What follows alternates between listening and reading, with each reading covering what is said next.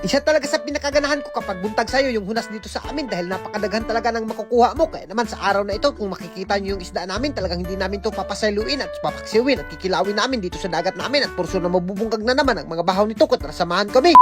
For today's video guys, sa araw na ito dahil napakaganda ng panahon, pupunta tayo ng dagat at umukad na kaagad ako dito sa kaldero ko at binutang ko na sa Tupperware na napakasarap naman talaga at bumiyahe kaagad kami papunta ng dagat namin dahil nabalitaan namin na si Uncle Amar na mumukot at sa puntong ito guys, napakasayo nga pala ng buntag ngayon, medyo alas 6 pa nga ng buntag at pumunta na kaagad kami dito at naabutan pa namin si Uncle Gudo dito na naninibaw na ng bungsod at sa mga hindi nakakaalam ng bungsod guys, ang makukuha pala dito sa bungsod ay mga nukos na napakasarap naman talaga. Kaya naman nangayo ako kay Uncle Gudo ng isa kabuok at dahil susulbadin natin to at bubungkagin natin yung mabahaw at dito naabutan ko rin si Uncle Amar na kinitkit na nga yung isda at malapit niya ng kilawin yung budas dito na napakasarap naman talaga. At kung nakikita nyo guys, napakadagko ng budas dahil napakasayo pa kasi at sumasaka talaga yung isda kapag sayo yung hunas. Pinakaganahan ko talaga mo anhin ng dagat guys kapag buntag dahil walang init at napakadaghan pa ng isda. Naku, napakasarap talaga mamahaw dito sa dagat guys kung alam nyo lang. At ayan na nga yung kuha ng Uncle Amar, napakadaghan na kaya dinala na kaagad namin dito sa pambot at binutang na kaagad namin dito sa icebox niya na napakasarap naman talaga. At kung nakikita nyo, nagkisi-kisi pa nga yung danggit. Naku, napakapresko pa at napakasarap kilawin. Kaya naman sa putong ito, hindi na tagad tayo magpadugay-dugay dyan, pipili na tayo ng papaksiwin at kikilawin dyan at siniparit lang namin yan isa-isa dahil yung dagko ay iiwan ng Uncle Amar na ibabaligyan niya yan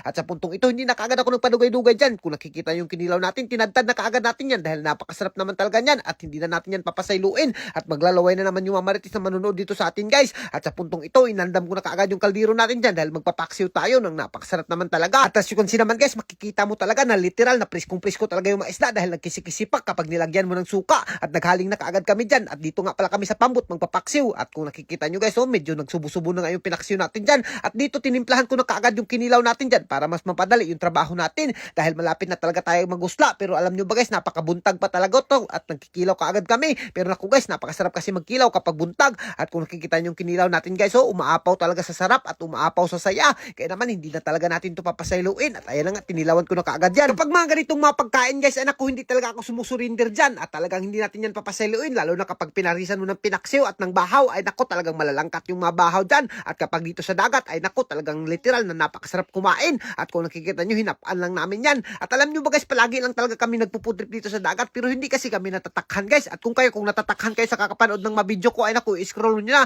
pero kapag hindi kayo natakhan at naglalaway kayo ay nako panoorin nyo to hanggang dulo dahil napakasarap talaga magpudrip kapag mga ganitong masudan at kahit babalik-balik kami dito sa dagat nagpupudrip at least naman nadadayon yung mga plano namin hindi katulad ng mga iba dyan puro na lang plano at drawing na lang yung mga plano nila pero kami guys araw-araw talaga kami nagpaplano at araw-araw talaga natitibog yung mga pudripan namin at sayang nga lang palaging hindi nakakasama si Ivy sa akin dahil alam nyo na may kinakabisihan si Ivy at i-reveal lang namin soon kung anong pinagkakabisihan ni Ivy dahil meron na siyang business na i-open pero ipapakita lang namin yan, surprise lang at sa puntong ito guys talagang nabungkag na kaagad namin yung mga pinaksiw dito kung nakikita nyo hindi na kaagad namin pinasaylo at kasama ko nga pala si Bahayoy TV at si Piskoy Vlog dyan na napakagaling naman talaga at dito hindi na kaagad nila pinasaylo yung bahaw at literal na nabungkag na talaga at for sure na naglalaway na naman kayo sa kakapanood dito sa amin kaya naman shout out na lang sa inyo, mabuhay kayong lahat dyan mga idol hanggat gusto nyo at so ayun na nga guys at kung giganahan ka dito sa mga video namin wag mo nang kalimutan i-like and i-share para mas marami pa tayong food trip. Take care and God bless you all, mabuhay kayong lahat dyan mga idol hanggat gusto nyo. So ayun na nga guys, may bago akong laro na ipapakilala sa inyo, ito ang Pinjoy